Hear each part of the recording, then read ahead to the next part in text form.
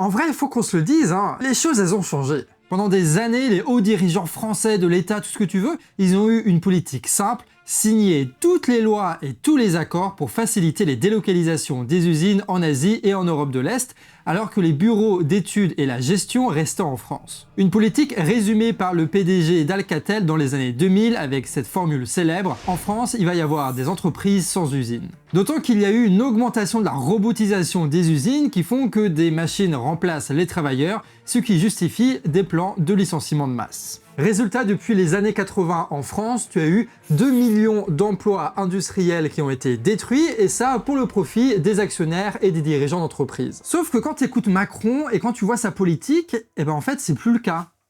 C'est plus le cas. Ça a commencé par des politiques qui ont voulu faire de la désindustrialisation et du chômage des éléments de campagne. Le RN passe d'un parti libéral dans les années 80 à être défenseur aujourd'hui d'un souverainisme français. Et même le PS, une fois au pouvoir en 2012, ils mettent en tête d'affiche Montebourg, qui va commencer à lutter contre la vente d'Alstom Énergie et poser pour des produits Moulinex pour défendre le Made in France. Et ce qui s'est installé doucement dans les politiques françaises s'est accéléré avec Emmanuel Macron. Je veux dire, le gars, il n'arrête pas de parler de la réindustrialisation et investit des milliards et des milliards pour que des usines ouvrent. Il visite les nouveaux lieux de production, il met en avant les batteries Made in France dans ses interviews, il fait voter des tas de lois, annonce des subventions records et affiche fièrement les emplois créés grâce à cette politique. Devant le MEDEF, son messager, le maire, est clair, il déclare que l'industrie est une opportunité pour la France. Que ce soit face au Covid, face à la guerre en Ukraine ou face au changement climatique, Emmanuel Macron, il a une seule réponse: la réindustrialisation. Bon, évidemment, pour que ça rende mieux, il parle d'industrie verte, mais c'est ça l'idée. Et ça, c'est pas que des effets d'annonce, parce que tu as véritablement des usines qui ouvrent en France,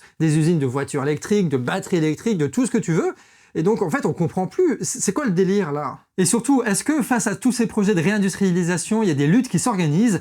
C'est ce qu'on va voir ensemble dans cette nouvelle vidéo du Canard Réfractaire.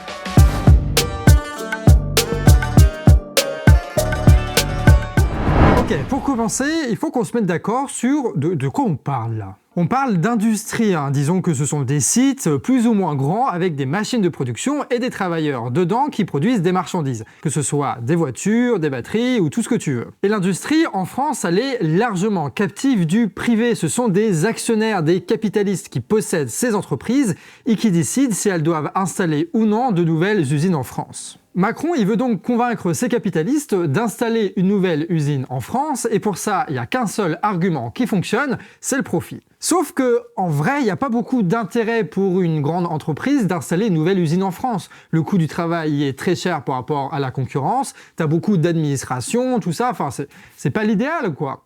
Et du coup, Macron, durant ces dernières années, il s'est attelé à répondre à chacune de ces problématiques. Prenons l'exemple du coût du travail. L'État propose en ce moment d'immenses subventions pour des entreprises qui veulent installer des usines en France. 30 à 50% de l'investissement sont parfois pris en charge par l'État directement, sans que jamais l'État devienne copropriétaire de l'usine. Ce sont des subventions, ce sont des aides, ce sont de l'argent donné comme ça à des gens qui sont déjà très très riches. L'État investit, la Banque publique d'investissement, elle fait pareil, et l'épargne des Français est aussi investie sous forme d'investissement dans l'industrie dite verte. Donc l'idée, c'est de compenser le coût de la production en France assez élevé par rapport à la concurrence étrangère en filant plein de pognon. Voilà, ça c'est un premier argument, mais le gars, il en a d'autres. Macron, il a aussi largement réglementé en dégageant par exemple l'impôt de la production pour augmenter la rentabilité de ses usines, tout en charcutant le droit du travail pour mieux exploiter les travailleurs. En vrai, c'est ça. Macron, il a enlevé énormément d'inspecteurs du travail, ce qui fait que les usines peuvent faire un peu ce qu'elles veulent. De toute façon, t'as personne qui va les vérifier. En plus de ça, t'as moins de paperasse administrative, elles peuvent installer leur usine beaucoup plus facilement. Et en plus de ça,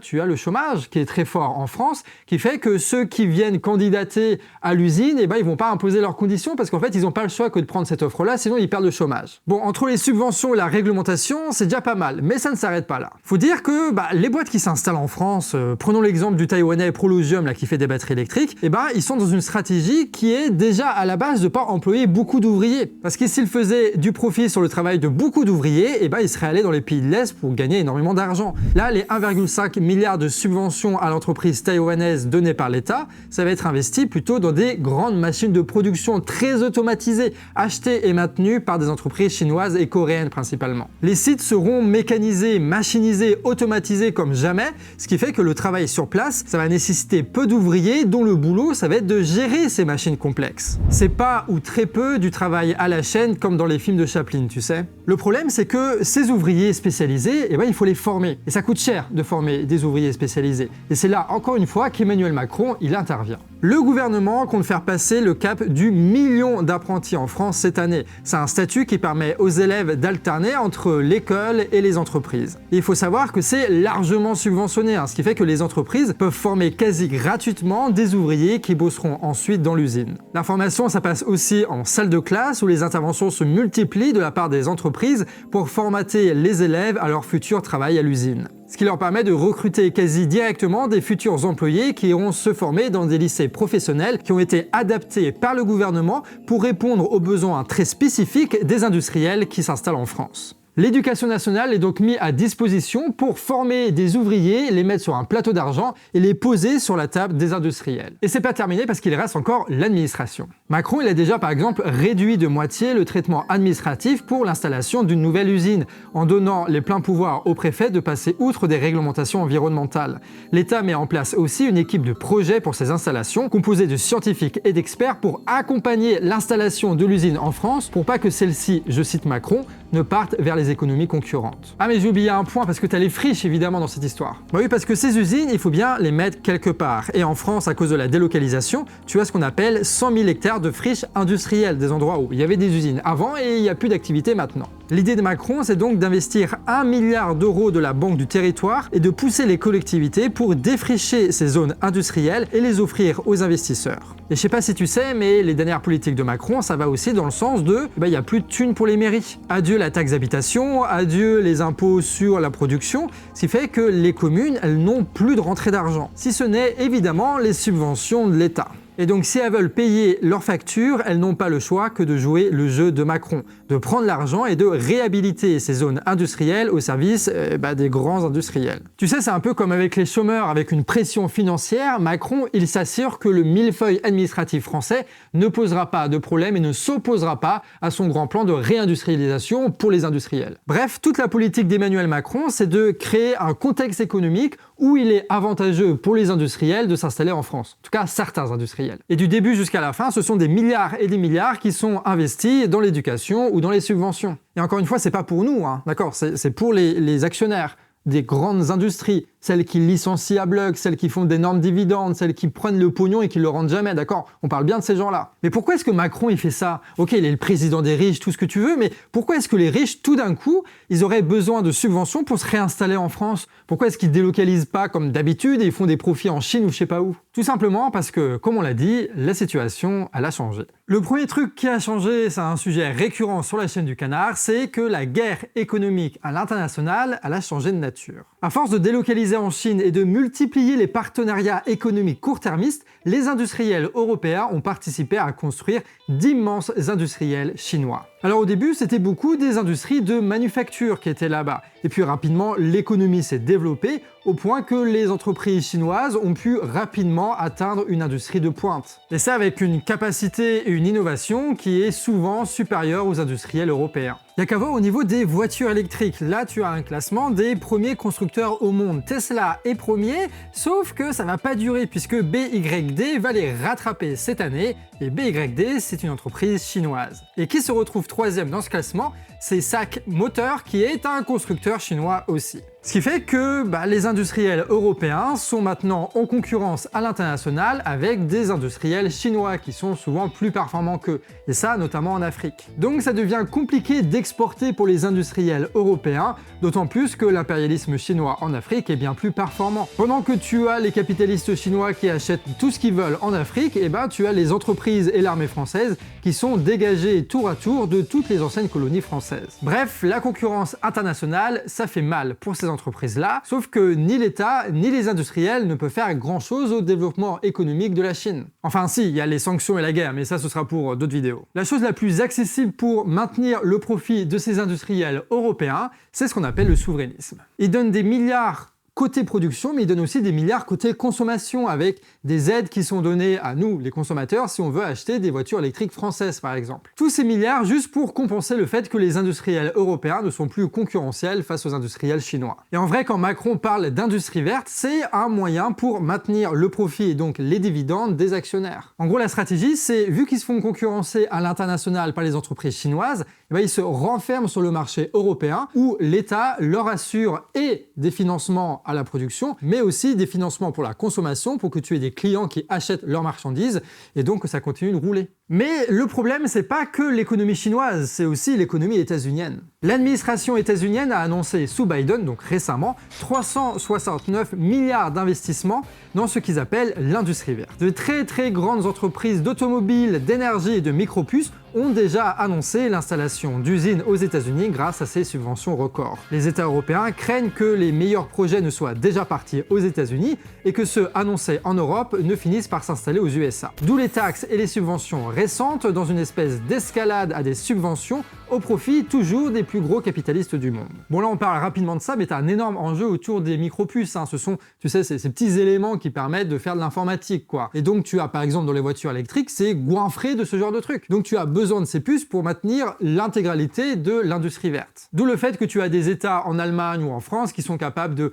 balancer des milliards et des milliards pour avoir ces fameuses usines de micropuces. Parce que comme ça, même si tu as des sanctions en Chine ou aux États-Unis, ils arrivent quand même à maintenir leur industrie, ce qui fait qu'ils arrivent à avoir une forme d'indépendance industrielle par rapport à leurs concurrents. Et là encore une fois, on parle d'indépendance des industriels européens face à leurs concurrents industriels états-uniens. C'est pas une indépendance qu'on a nous, les citoyens, tu vois. Non, on parle vraiment que des industriels. Là, on parle que de rapports capitalistes entre eux. Et Macron, là-dedans, il semble avoir une stratégie qui est assez claire, c'est que, en gros, il va construire avec l'Union européenne, en jouant sur les dynamiques, tout ce que tu veux, il va essayer de construire ce marché européen qui serait réservé aux grandes entreprises européennes, et faire en sorte que sur ce marché, ceux qui gagnent, ce sont les grandes entreprises françaises. Donc au lieu d'avoir un impérialisme français qui est orienté vers l'Afrique, tu vas avoir un impérialisme français qui est orienté vers l'Europe. Et ça parce qu'encore une fois, il n'y a plus de profit à se faire en Afrique, parce que tu as la concurrence, donc c'est pour ça qu'ils se tournent en Europe. C'est pas une question d'humanisme ou je sais pas quoi, non, c'est vraiment le profit là qui dirige. Cette politique a donc comme but, malgré la crise, de maintenir, voire d'augmenter le profit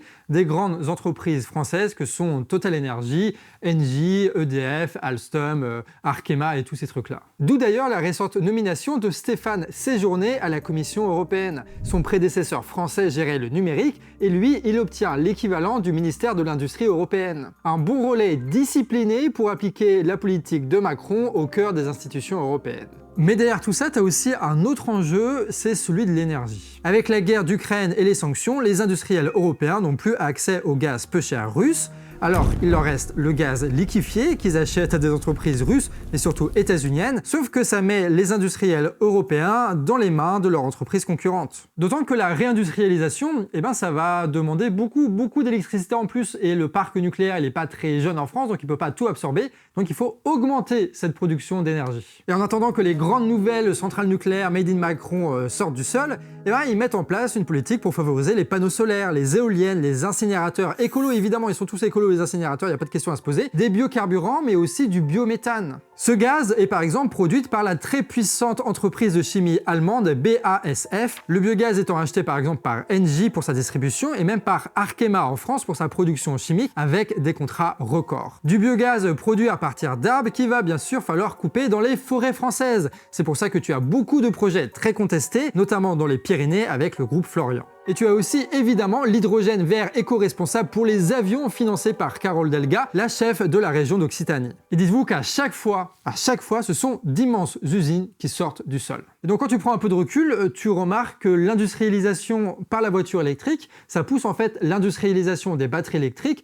des micropuces, mais aussi de la chimie et comme on l'a vu, de l'énergie. Et qu'en fait, avec ça, ils veulent lancer un tout nouveau cycle de production qui fait qu'on a intérêt à acheter des voitures électriques, sinon il y a tout qui se pète la gueule. Voilà, super hein. Bref, le plan d'industrialisation d'Emmanuel Macron existe bien, mais il y a 2 points qu'il ne faut pas oublier. Ce plan, il est là pour maintenir le profit des industriels français et européens qui se retrouvent aujourd'hui pris en étau par leurs concurrents impérialistes chinois et états-uniens. L'État intervient donc à grand renfort de subventions et d'endettement pour créer en Europe un marché pour les entreprises européennes. Un plan accéléré par la crise du Covid et par la guerre en Ukraine et une politique qui ne répond pas du tout à la question de qu'est-ce qu'on doit produire, de comment est-ce qu'on le produit et de comment est-ce que la richesse est répartie, évidemment. Il s'agit juste de produire pour maintenir et augmenter le profit des capitalistes et rien d'autre. Même s'ils vont dire des mots genre souverainisme et toutes ces conneries-là pour essayer de nous entuber, il ne faut pas qu'on oublie pourquoi est-ce qu'ils font les choses. Et deuxième point, même s'il y a une véritable réindustrialisation en France, bon déjà il faut que, attendre, voir tous les projets s'ils se mettent vraiment en place ou pas. Et surtout, il faut regarder pas forcément que les emplois qui sont créés, mais aussi les emplois qui sont détruits.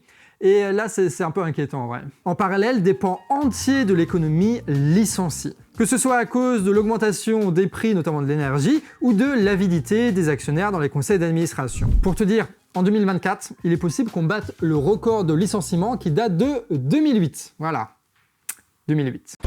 132 plans de licenciement dans toute la France qui menacent entre 60 et 90 000 emplois, et encore, ce chiffre est largement sous-estimé. D'ailleurs, pareil pour les cessations d'activité, c'est-à-dire des entreprises qui mettent la clé sous la porte. Côté grosses boîtes qui licencient, on retrouve la grande distribution, malgré le fait qu'ils aient fait des records de profit avec l'inflation, mais on retrouve aussi Sanofi gavé d'argent public qui hache son secteur de recherche contre le cancer, ou encore 10 000 licenciements du côté de Millet dans la distribution de journaux. Et ça, c'est le plus grand plan de licenciement depuis des années. Ouais, parce que l'astuce qu'a trouvé Macron, c'est de parler des emplois créés et pas des emplois supprimés. Voilà, c'est ça l'arnaque. Mais dites-vous que ce soit avec des usines qui ouvrent ou des licenciements de masse, dans les deux cas, ce sont bien les actionnaires qui gagnent. Parce qu'ils profitent des subventions, ils arrivent à générer du profit avec des usines grâce à l'État d'un côté, et grâce au licenciement, ils dégagent l'activité qui génère pas de profit pour se concentrer sur ce qui rapporte. Donc ils gagnent. Donc en fait, à chaque fois, la politique qui est menée, c'est une politique en faveur, non pas forcément des plus riches, mais en faveur des actionnaires, en faveur de ceux qui possèdent les entreprises,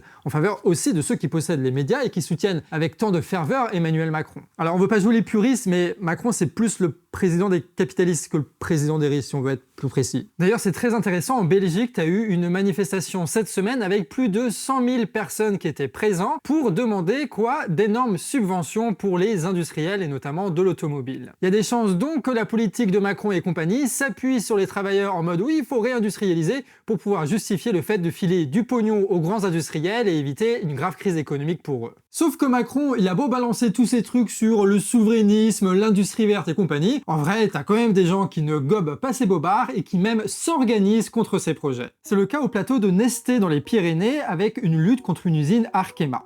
Le principe de l'usine, c'est de cramer les polluants éternels et utiliser l'énergie pour alimenter une autre usine Arkema chimique juste à côté. Un projet qui est soutenu par l'État, par l'ADEME, par la région, par tout le monde. Sauf que Arkema, ils ont des petits problèmes avec les contestations populaires. À Marseille, ils avaient voulu faire une usine pareille la même, sauf qu'ils se sont fait dégager par des collectifs, des organisations, des manifestations. Et là, dans les Pyrénées, c'est un peu la même chose qui se profile avec un collectif qui s'appelle Plateau de Nesté sans CSR, qui lutte contre cette usine. CSR, c'est l'autre nom un peu plus technique des polluants éternels. Un collectif que nous allons rencontrer dans quelques jours dans les Pyrénées pour faire des vidéos avec eux, pour nous montrer comment est-ce qu'ils organisent leur lutte et nous expliquer un petit peu c'est quoi ces usines. Ça va être le premier véritable reportage de la saison, donc dans les Pyrénées. On va aller voir aussi pas mal d'agriculteurs et aussi des collectifs contre une déforestation qui est prévue par rapport à la biomasse, tu sais, avec l'hydrogène et compagnie. Et si vous habitez dans le coin, on a un petit message pour vous. Il y a une manifestation le samedi 28 septembre devant la mairie de Lannemezan. C'est une mobilisation festive avec des soupes populaires et des interventions, notamment d'associations